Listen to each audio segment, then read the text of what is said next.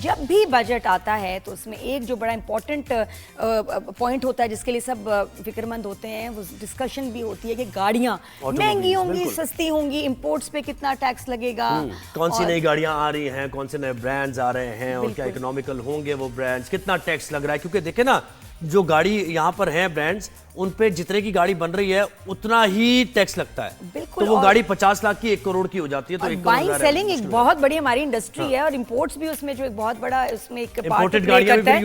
अच्छा, पहले खबरें आ रही थी कि जी सस्ती हो रही हैं गाड़ियां सस्ती हो रही हैं, जिन्होंने इतनी महंगी गाड़ियां ले ली उनको नुकसान होने वाला है। और उसके बाद बजट आया और क्या असल पिक्चर है ये सुनील मन जी बताएंगे। मुझे अभी कोई मसला होता है ना सुनील भाई को फोन करती है, कौन सी गाड़ी, नहीं बेकार है नातिया, बेकार है इसका पता है, नहीं वो सही नहीं है। तो बड़ा बहुत लोगों को गाइड करते हैं।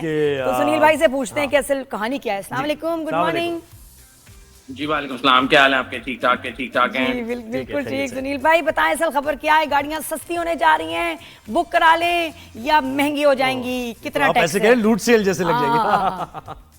अच्छा नहीं, ये वैसे आपस की बात है। आप हर साल, अगर आपको याद हो, आप रिमाइंड करें तो हर साल बजट से पहले ये न्यूज आती है कि गाड़ियां सस्ती हो जाएंगी और जिन्होंने ली हुई हैं बेचारे फारिग हो जाएंगे। और मैं हमेशा बताता हूँ कि I have never seen car prices going down. तो सिमिलरली इस साल भी ऐसा ही है, जैसे भी आप शुरू में बता रहे थे कि 50% ज्यादा टैक्सेस हैं और इस दफा मजीद टैक्सेस बढ़ा दिए गए हैं। तो गाड़ियां सस्ती नहीं महंगी होंगी। दो किस्म की गाड़ियां, लोकल और इम्पोर्टेड। तो पहले लोकल की बात कर लेते हैं। बिल्कुल। लोकल में गवर्नमेंट ने जो है जी, एक तो हमारा जो बजट है वो बहुत ज्यादा फ्रेंडली जो है ना, एनवायरनमेंट फ्रेंडली बजट है। तो जो चीज टैक्स बढ़ना है उसके पीछे आपने कहना है कि वी आर एनवायरनमेंट फ्रेंडली, तो उसको कार्बन टैक्स या किसी का नाम दिया गया। तो सुन भाई, लोकल का मतलब ये कि लोकली असेंबल्ड की बात कर रहे हैं ना हम अभी? हाँ जी, लोकली असेंबल्ड की बात कर रहा हूँ। तो सबसे पहला टैक्स जो लगा जी वो कार्बन लेवी के नाम से लगा है। वो है जी 1300 सीसी तक 1%, उससे ऊपर 1800 तक 2% और उससे ऊपर जो है वो 3% है। तो आप कोई भी गाड़ी गैसोलीन इंजन की लेंगे, स्पाइस इंजन बोलते हैं, उस पर ये 1, 2 और 3% लगेगा। दूसरा टैक्स लगा है जी, पहले ये पाकिस्तानी गाड़ियों पे है या इम्पोर्टेड गाड़ियों की बात हो रही है?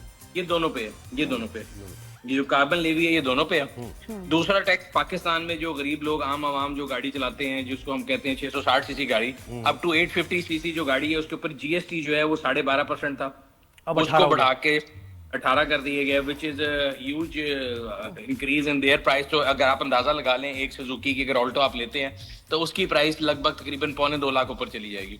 देखिए, ठीक है जी। इसके अलावा जो है लोकल इंडस्ट्री में अभी पहले हाइब्रिड का कह रहे थे, फिर उन्होंने कहा कि सारा कुछ तो जो है ना, मैंने आपको बताया कि जब भी अपने नारा ये लगाना है कि गो ग्रीन टैक्स है, तो उस पे वो बनता नहीं था, इसलिए हाइब्रिड बच गए।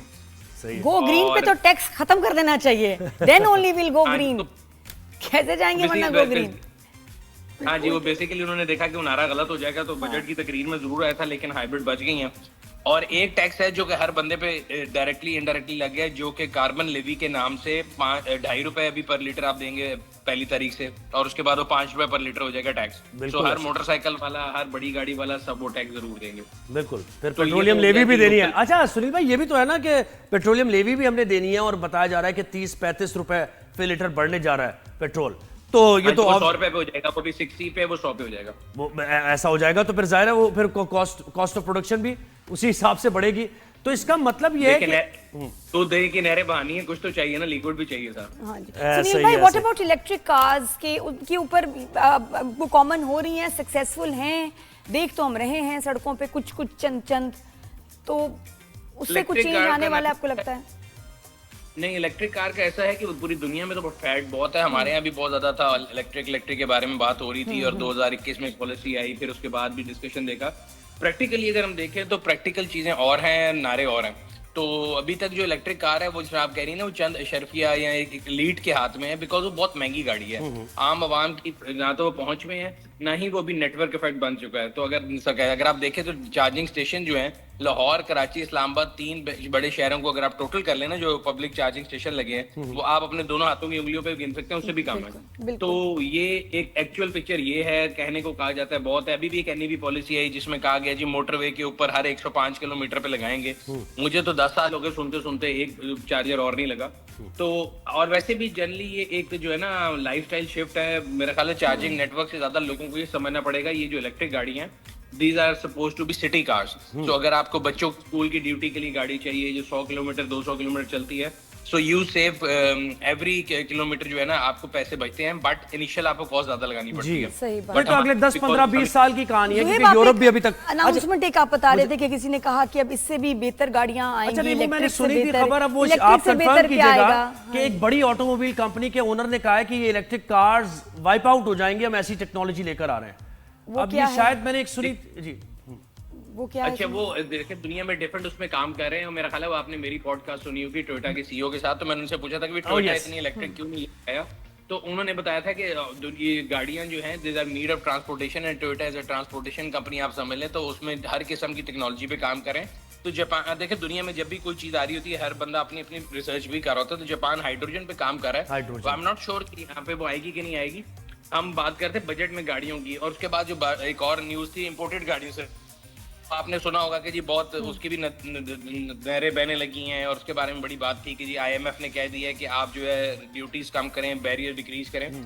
वो एक न्यूज़ थी जो लोकल इंडस्ट्री के लिए थोड़ी परेशान कौन थी कि अगर आप बैरियर डिक्रीज करते हैं और बहुत ज्यादा ड्यूटीज कम कर देते हैं तो लोकल इंडस्ट्री जो है वो कैसे कम्पीट करेगी। तो आईएमएफ ने अगेन जो कहा है, आगे पीछे हम हमेशा देखते हैं तो आईएमएफ का नाम हमें नेगेटिविटी में नजर आता है कि जी हम पे बिजली के बिल का बोझ बढ़ गया, टैक्स का बढ़ गया, तो आईएमएफ के कहने में पड़ गया। तो एक वाहिद टैक्स था जिसके बारे में मैं भी बड़ा परेशान था कि एकदम ये रातों रात आईएमएफ हमारा फेवरेट कैसे हो गया। सो खैर मैंने उसके बारे में थोड़ी रिसर्च की, तो उनका पॉइंट ये है कि जी जब से आप देखें तो डोनाल्ड ट्रंप की नई रिजीम आई है, तो उन्होंने कहा कि जी बैरियर्स जो हैं वो कम करें, और जो अमेरिका के साथ बैरियर रखेगा हम उसके साथ ट्रेड बैरियर टैरिफ्स वगैरह की बात हुई, बिल्कुल बिल्कुल जी। तो वो क्या कह रहे हैं? वो कह ये रहे हैं कि आपने अपनी ऑटो इंडस्ट्री को जो है ना प्रोटेक्शन दी हुई है, रेगुलेटरी ड्यूटी लगाई हुई है वाली गाड़ियों पे, तो वो कम करें। तो उस पे एग्री ये की थी गवर्नमेंट के हम जो है 40% डिक्रीज कर देंगे रेगुलेटरी ड्यूटी पे।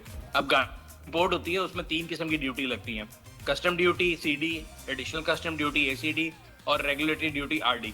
सो आरडी जो है वो उन्होंने कहा कि 40% कम करेंगे। वो तो खैर सुनील भाई वो भी फिर भी एलीट का ही मसला है ना, वो तो आम आदमी की तो बात नहीं ना। सर पॉलिसी एलीट के लिए बनती है, एलीट के लिए अच्छा मुझे बताएं कार फाइनेंसिंग का क्या आप देख रहे हैं, क्योंकि अभी इंटरेस्ट रेट कम तो हुआ है लेकिन उस स्टेज पे तो नहीं आया कि लोग अफोर्ड करें, कैश भी नहीं अफोर्ड कर सकते, फाइनेंस ही कराते हैं, वो तो हो रही है ज्यादा गाड़ियां बिकने का इशू। फाइनेंसिंग ये कि 2 साल पहले आपको याद होगा स्टेट बैंक ने एक वो लिमिटेशन लगा दी थी कि आप 30 लाख से ऊपर फाइनेंसिंग नहीं ले सकते। ठीक है। अब इशू ये है कि बहुत सी गाड़ियां आती 30 लाख से ऊपर है। हाँ जी, वो 30 लाख वो देंगे तो आपको गाड़ी कोई नहीं मिलती, तो इस वजह से फाइनेंसिंग के फिगर्स बहुत लो हैं, और यूज्ड कार में फाइनेंसिंग हो रही है बिकॉज नई वाली जो है वो लोगों की रीच से बाहर हो गई थी। ठीक है। और ये जैपनीज 660 सीसी अब ये नई पॉलिसी के तहत ज्यादा आ जाएंगी मार्केट में, अच्छा, तो क्या कोई प्राइस कम होने का चांस या नहीं? देखो वक्त कम है, एक सवाल पूछूंगी सुनील भाई, मुझे बात बताएं कि नॉन फाइलर जो है गाड़ी नहीं खरीद पाएगा, पहले तो रजिस्ट्रेशन उनकी फर्क फीस थी, अब तो क्या खरीद ही नहीं पाएंगे, तो वो क्या जुगाड़ करेंगे आपके ख्याल में, क्योंकि गाड़ी जिसको लेनी है उसको लेनी है, क्या करेंगे कि वो गाड़ी ले पाए नॉन फाइलर? तो फाइलर बनने के मेरे ख्याल से बड़ा अच्छा स्टेप है, और मैं तो बड़े हमेशा से कहता हूं, मैं तो कहता हूं कि नॉन फाइलर तो और जो बनना ही ना चाहे, बस उसने कहा मैंने बनना ही नहीं है, वो क्या करेगा? वो फिर सुकून करे, मेरा नहीं ख्याल, मुझे कोई तरीका पता अगर पता नहीं प्रोग्राम करे। नहीं जापानीज वाला बता रहे थे आप, जापानीज कार का बता रहे थे, लोग शायद समझ रहे हैं कि बड़ी गाड़ियां। हाँ अच्छा, जापानीज गाड़ी के बारे में भी एक जो है ना, भी लोग कह रहे हैं कि जी 5 साल पुरानी आ जाएगी, पहले 3 साल आती थी और ये हो जाएगा और बहुत सस्ती आ जाएगी। तो उसमें भी कैविएट ये है कि पहले गाड़ी जो इंपोर्ट होती है वो 3 स्कीम्स में होती है, जिसका नाम है gift scheme, transfer of residence और बैगेज। ये तीनों जो स्कीम्स हैं जिनके तहत अभी समंदर पार पाकिस्तानी जो हमारे एक्सपर्ट्स हैं उनको फैसिलिटी दी जाती है, उनकी जब गाड़ी आती है उस पर ईयर के लिहाज से डेप्रिसिएशन मिलती है और फिर उसकी ड्यूटी कैलकुलेट होती है।